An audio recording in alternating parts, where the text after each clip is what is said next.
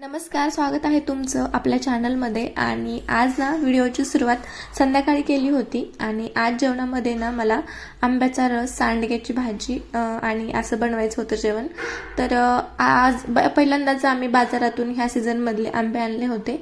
तर हे आंबे ना थोडेसे आंबट होते. आता विशू तर काही खाणार नव्हता, आमच्या दोघांसाठीच बनवायचा होता.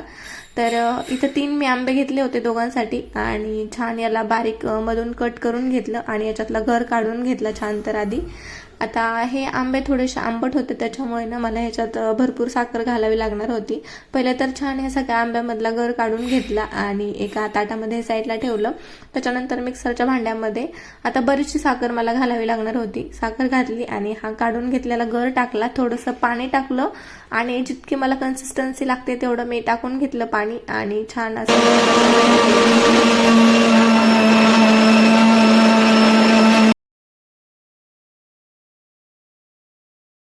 मला तर रस याच कन्सिस्टन्सीमधला आवडतो. आता जास्त पातळही नाही आणि जास्त घट्टसरही नाही.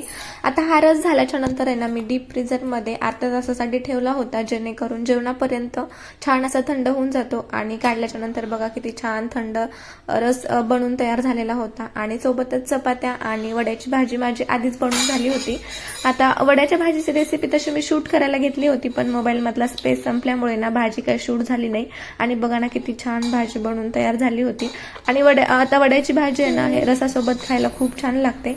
आणि बघा आता दुपारी बाळाने असं काहीतरी त्याचं खजूर घेतल्या आणि त्याच्यासोबत असा काहीतरी एवढा सगळा खजूर खाणार तू?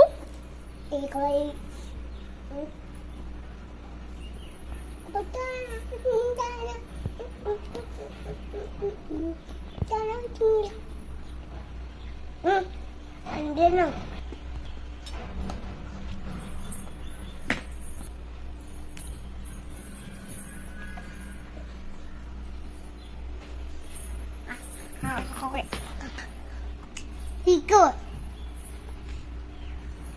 Awan. Kupi. बघू आकाश.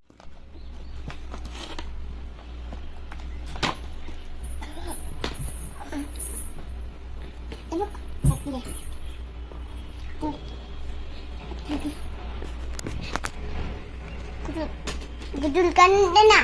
काय काढून द्यायचं? आ Gedulkan dana. बी